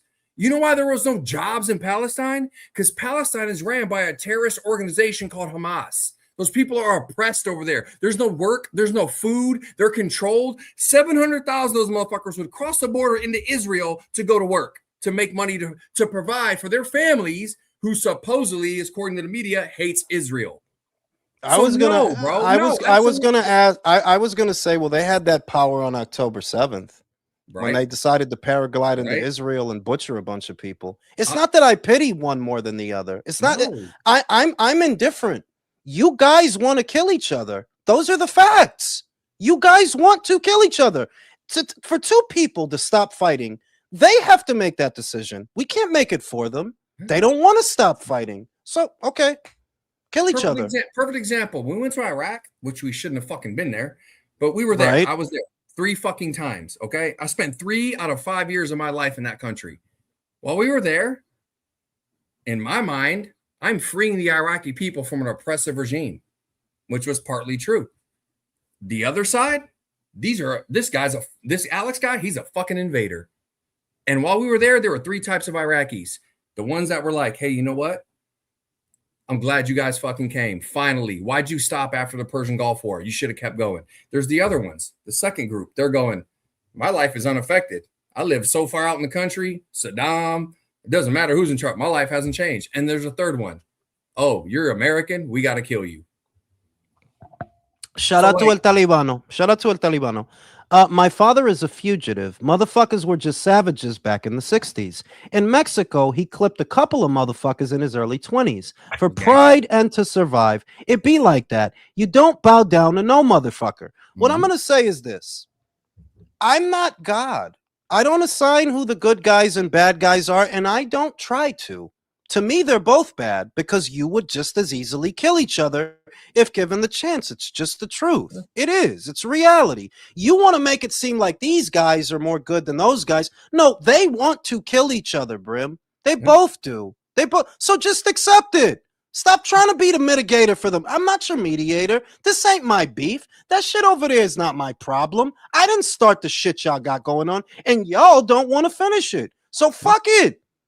But if you're asking me, what am I in it for? What do I care about? I care about me and mine and what's better for me and mine. So if that means liking these guys a little bit more than liking those guys, yeah, I like these guys better than those guys. We're more compatible.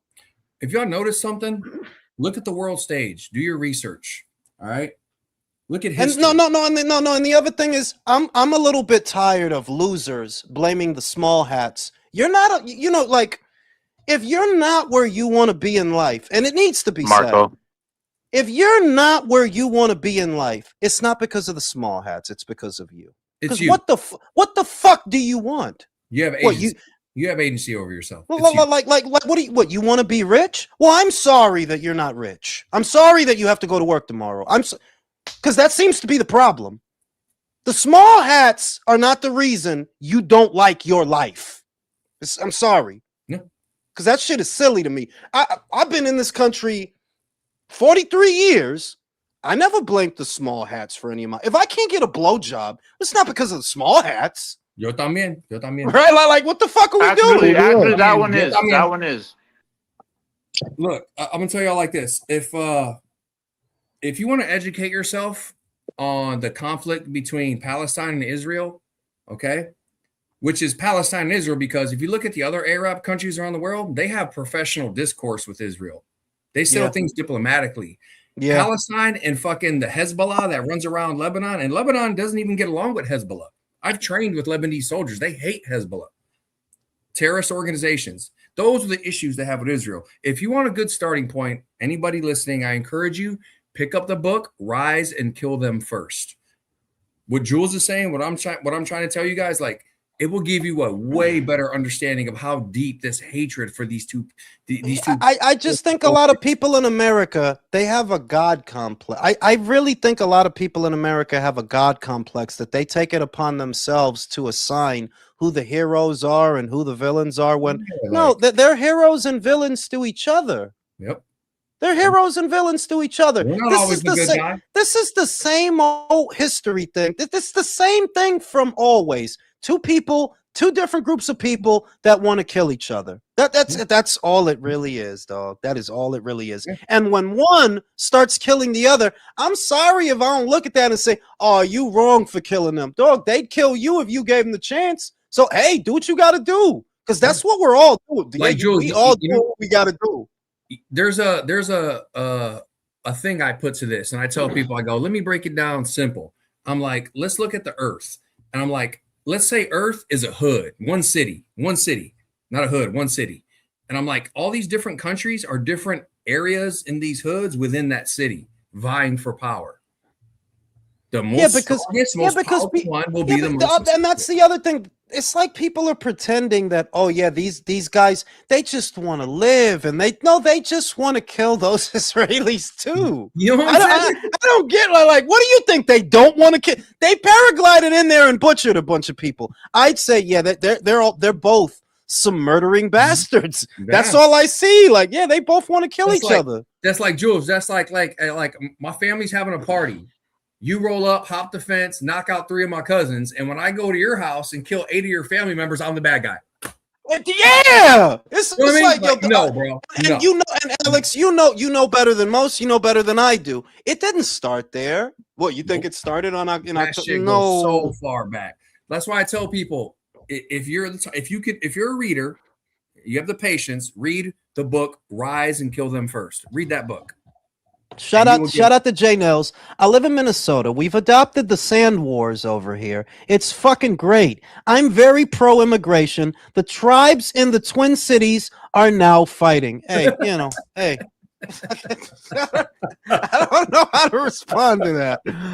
I don't know, hilarious, bro. I don't see like this country has beef with people. And I don't view the people that we have beef with as necessarily being the bad guys. I don't necessarily view us as being the good guys. Yeah. I just think it's better for my survival, right? Right. It's better for my survival if America's on top. Yes, and that's my purview. Like, because I live here. I don't live somewhere else. I live here. In the city of Earth, this is our hood. Yeah, I live here. America, baby. America. So I want America to be doing well.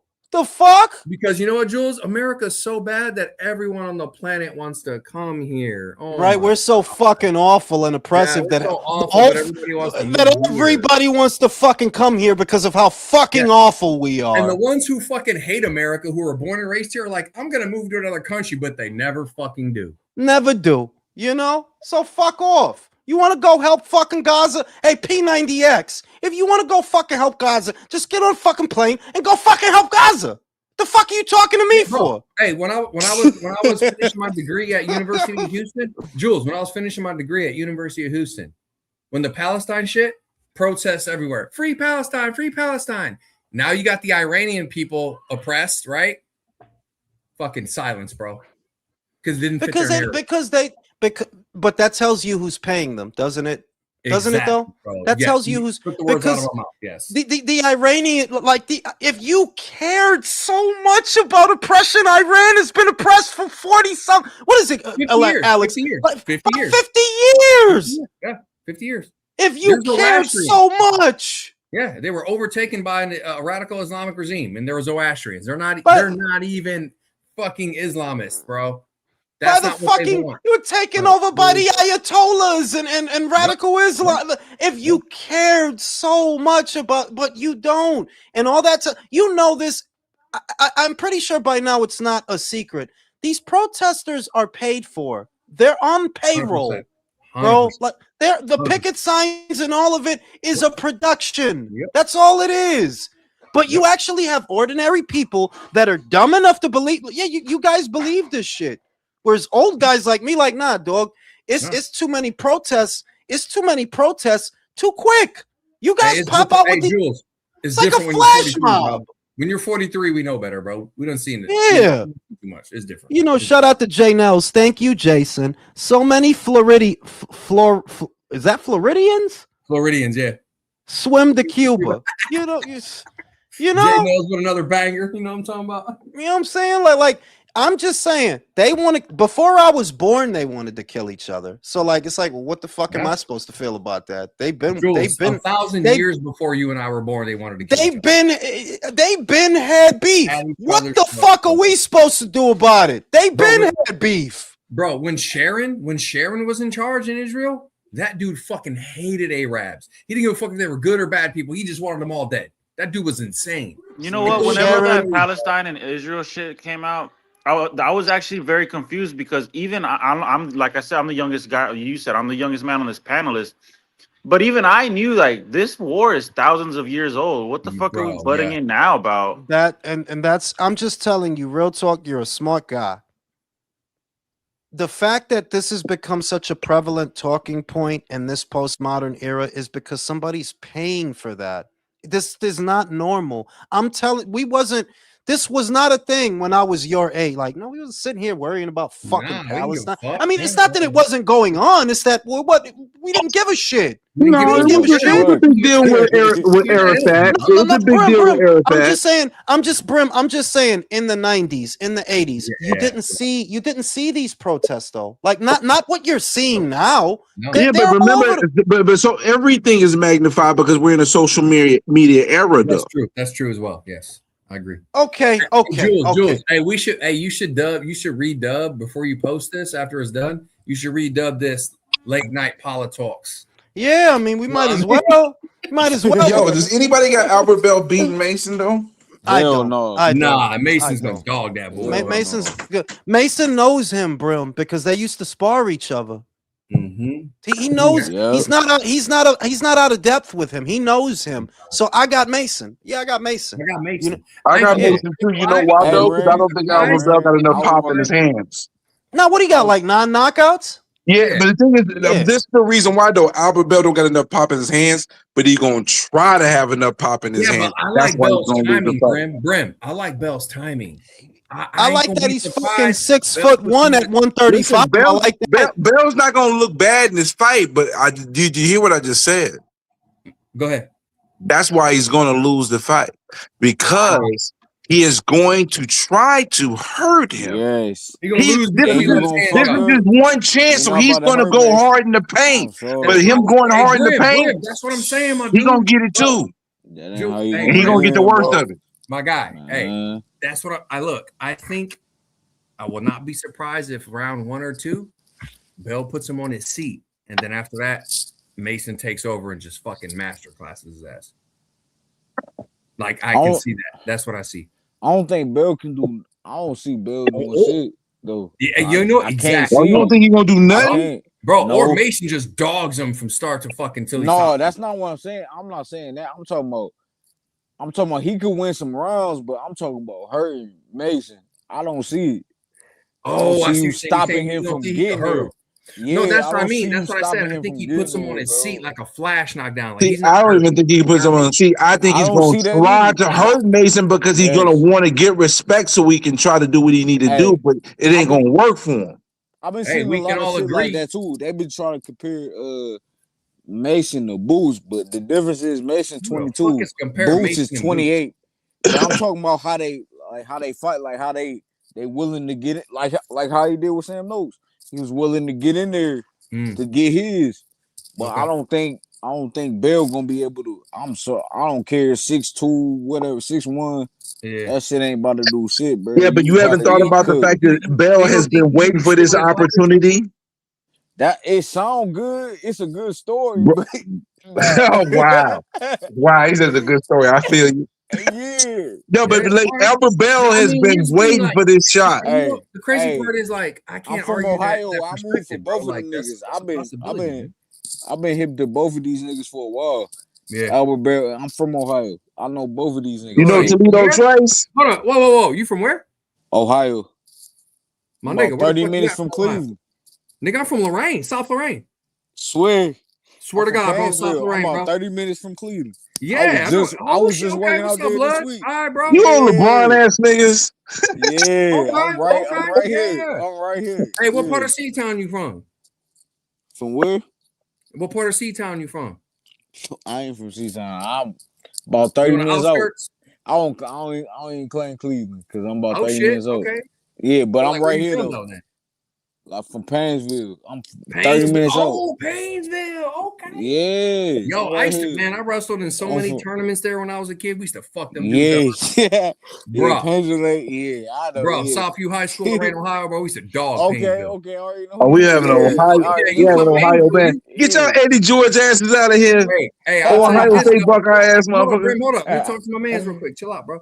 Hey, are y'all guys about to dock or something? Hey, bro. Hey.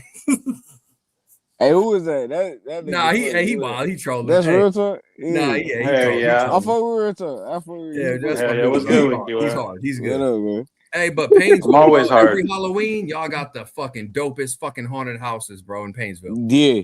Bro, y'all haunted houses are legendary on Halloween. Nah, that shit weird. Yeah, bro. That shit weird. No, for real, he ain't lying, bro. You go to the haunted houses in Painesville, bro. That shit'll make you rethink your life, dog. They got some real. They celebrate and embrace that demonic ass. Bro, shit. them Painesville haunted houses will have you ready to swing on a motherfucking dog. For real. Niggas weird. Yeah. Yeah. I already know what you're talking about. Hell yeah, that's what's up, man. Well, all right, that's what's up, fam. Hell yeah. I was going to the fight for sure. You going to the fight tomorrow? Nah, I wish I should have. I didn't want to go because I ain't really care to go see no Cordina at the. You feel me? Watching that shit on. Yeah, but that shit changed up, man. I bet you can still get a ticket, bro. At the last minute, though. But I bet you can still get a ticket, though. Yeah. I bet you can get a ticket for about $1.50. Hey, fam, you know what's crazy though? You say you from Painesville, but you talk like a dude. You talk like one of my homies from the South, bro. I ain't gonna lie, my kinfolk like that. So okay, real kinfolk come from? Yeah, they from North Carolina, Winston-Salem. Okay, you feel me? Oh, you got. No, that's South Carolina. He didn't say North Carolina. He said North Carolina. Yep, that's that real. Winston-Salem. Yeah, that's what. Yeah. What part? Hey, I used to live in Fayetteville. Yeah, Winston-Salem. That's where they at. Winston-Salem. Okay. Yeah. Hell yeah, that's crazy, bro. I'm in Ohio though. Yeah. Small world, man. Small fucking world. Yeah, small as fuck. Mm-hmm. Man, me and Jules used to walk past each other on 125. I got jumped in Painesville one time, man. When I was like 17. Me and my boy got jumped in Painesville. Yeah, these niggas weird. Bro, that shit was wild, bro. It's hilarious, dog. Yeah. It was like 6 of them. It was 2 of us. We dogged 4 of them. A couple of them nodded me up pretty nice. You know what I mean? But we walked away standing up. No motherfuckers was laying down, bro. Yeah, fake street niggas out here. You got all of that. You was gonna go have a cigarette. You went and had a blunt. What the fuck? I went to have some apple juice. I would say it was off the strength that we weren't from there. We was out of towners, out of nowhere, bro. They just. Yeah, that's what I'm saying. You got a Denny's, bro. And they shout out to what I'm getting in about 30 minutes. Shout out to Head. In the parking lot getting squabbing up with fucking 7 dudes, bro, for no reason.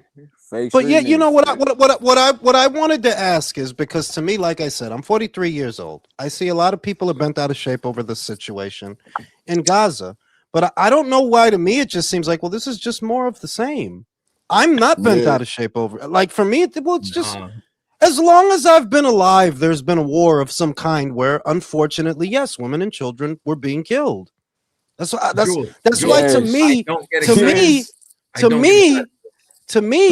me, it's not even that I don't care. It's that I'm desensitized. This has always been the case. This has always been going on.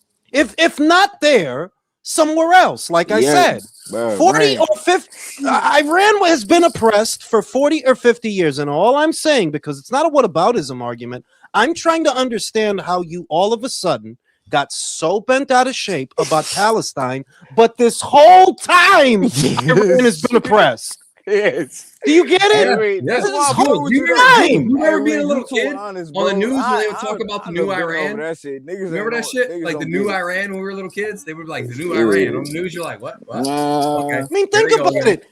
Three. The whole shit like this. It to me, and that's why I look at it and I'm like, look, something. I look at it. Something about this isn't right. I can sense it. I can tell genuine political discourse and genuine geopolitics from something that is manufactured. And to me, something about this stinks. Something about it stinks, and something about it is manufactured. The truth is, I don't care enough about this conflict because I could do the legwork if I wanted to. As easily, think about it, Trey. As easily as I look up shit when it comes to boxing to find out, okay, what the facts are, yada yada yada. Yeah, I could do this when it comes to this conflict, but frankly, I just end of the day, it has no bearing on your fucking life. That's why I don't even speak on shit because like it's all there. It's not. Because at the end of the day, it has no bearing on our fucking lives. But when I see, but like I said, when I'm not fucking retarded. These people didn't land on all these university campuses by accident. No, that's clearly orchestrated. And you don't need to be the smartest guy. You don't need to work for fucking the CIA like I do. to know that, oh, I see what you're doing. You're going to infect the younger generation, the next generation of young Americans to be anti-American so they can deconstruct its infrastructure from within and destabilize it. It's very easy to see that, like, bro. It's not shit to see. I already know. I get it. These kids that hate this country, right? It's like that scene in Batman where he goes to the mobster's hangout spot and the guy tells him, yo, dog, you don't know suffering. You think because your mommy and your daddy got shot, that you know that's them. You don't know what suffering is because if you did, you wouldn't be anti-America. This is the post of freedom there is.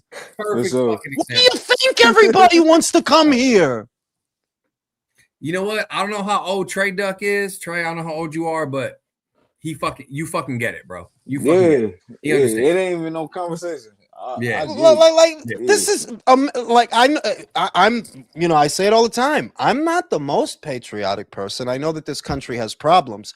I would prefer that we work on our own problems before we worry about anybody else's. If it were up to me, I would. If it were up to me, but we all know it's not up to me. It's not up to Trey. It's not up to Alex. There's a lot more going on. It's up to me. It's up to Real Talk. Actually, yeah. It's I'll let y'all know. I'm gonna requote Denzel Washington. You can't legislate love. Yeah, you can't wait for a government to tell you to get along. It's up to you as a people. Like, you know that once again, because the main thing for me is, look, these young kids that are trying to become freedom fighters, they literally don't know what they have. And as much as they're fighting for immigrants and fighting for people that don't live here, you already are here and you don't realize what you have. And you think we're and you think it's so horrible here. If we're so horrible, why do they keep coming here? If we're so horrible, yes, that doesn't make sense. The whole fucking world wants to come here because we're so fucking horrible. Because we're so horrible. We're so bad. Yeah. Give me a break. Give me a break. I wish if you give me a genie, after I get through asking for blowjobs and money, I'm gonna wish, hey, I wish they would fucking stop fighting, fuck each other's women so you can merge cultures and stop fucking fighting, okay? If it's up to me. But it's not up to me. It's not up to me. Hey, guys, in the next 2 years, Johnny Beck is gonna be top 5 pound for pound. No, he's not. He's probably not. And I'm serious. Yanni Beck, that motherfucker. Nah, bro. You know, he's limited. Yanni Beck is fucking limited, bro. Yanni Beck's gonna get found out up there. Yeah, as soon as he goes up there, You he's think gonna so? get found out. Yes, sir. Bro, but nah, I've been analyzing his shit. Nah, he's limited as fuck, bro. Molester Martinez. I think him and Lester a good fight. It's a good fight, but it's not a guarantee Yanni Beck wins. Like, no, it's not. It's not. It's not. Like, it's guys up there. Maybe he could beat them. If you told me, I'll say this: if you told me Yanni Beck, Caleb Plant, Yanni Beck wins. Yanni Beck versus Resendiz, Yanni Beck wins. Yanni Beck versus Munguia, 50-50 fight. But once you start talking about those real super middleweights, the real ones, like Diego Pacheco and Billy. Diego. No, don't say Diego. Fuck out of here. I'm saying Diego looking soft out here. Wait. Diego could beat him. Diego could beat him, but boring. But he can beat him, but boring with a jab. Just because the dude is 6'3". He's 6'3". He's 6'3" with a jab. Like, bro, he'll beat him with just that. That's why I like Diego though. Yeah, bro. He can do that. Like, Jules, I ain't gonna lie. I think Diego sleeps him. No. Listen, that's possible. Diego could punch. That, bro. I'm sorry. But my point, when you start talking about the real super middleweights, not these guys who moved up, the real super middleweights, that's Mobili, that's Martinez, that's you even got to throw in on this kid, the Cuban, Oslis Iglesias. That Yanni Beck, you're not gonna be able to bully these guys. Like you physically. You can't bully them, and you're not that great a boxer. So if you can't bully them and you're not that great a boxer, What's gonna happen? You're gonna lose. I think he beat Iglesias. I'm sorry, man. I watched Nah. Man, I watched You know what? twice. Watch the Denzel Bentley fight and tell me how's he gonna deal with that big fucking. Let Trey get in. Go ahead, Trey. Go. What you say? I just don't. And I feel like anybody that can get inside on Iglesias is gonna win. Yes. Anybody. I agree. Like, I agree with think, that. Adames But Yanni Beck is a fucking robot. Yanni Beck is a fucking 1-2 robot. He's a 1-2 robot, bro. robot. He only knows one way. He can't adjust. Exactly. He only knows one jab and a straight, and then a jab, and then a straight, and then a jab, a jab, and a straight. Oh, look at his jab. Look at all his fights. He has never adjusted in any fight. He's never had to adjust. The thing is, look, Yanni Beck is probably a world-class middleweight because he is big and he is strong and he could box a bit. But the big and strong part, that goes away at 168. Those guys are big. Those guys are bigger than you. You know what he is? Bigger than you. You know what he is? He's a Winky Wright, bro. He's a Winky Wright. Don't insult Winky Wright. He like don't that. box nowhere. Don't insult Winky Wright like that. Yo, you disrespectful as fuck when say that, yo. How you gonna play Winky Wright like that? You gonna compare Yanni Beck to Winky Wright? You must you not like Winky disrespectful. No, you gotta hate Winky to say some shit like that. God, what I'm saying is that was crazy. Same thing. Like, there's no adjustment. There's no like. What you talking about? Winky don't make no adjustments. Did you just say that? No, I said no. Winky Wright was the most technical fighter I've ever seen, bro. Are you kidding me? Yeah. Then you shouldn't be comparing Yanni Beck to him. Exactly. So what are we doing here? You lost me, bro. He ain't nowhere. Somebody help me. Like I said, I don't know where I'm at. If you put Yanni Beck in there with any of those legitimate, real super middleweights, he 168. loses. Yeah. Loses. I get what you're saying. He loses. Okay, so what about Adames though? What about Adames? What is it? This is a 154, bro. Did you forget that? I know, but how would Adames do against? Let's put Adames. Okay. No, let me help you. No. I ain't hear what Brett said. Let me help you out, Brim. Adames might be winning that fight and get knocked out. Ooh. Because Adames is a better boxer than Yanni Beck. He got more. I know, but I'm talking about Adames at 168 versus the rest of just like Yanni Beck at 168. How would Adames do at 168? Okay. I don't like No. Okay. I think he. Okay. Let's go down the list. I think Carlos right now could beat Caleb Plant. I think Carlos right now could beat Armando Resendiz. I think Carlos and Munguia is a 50-50 fight.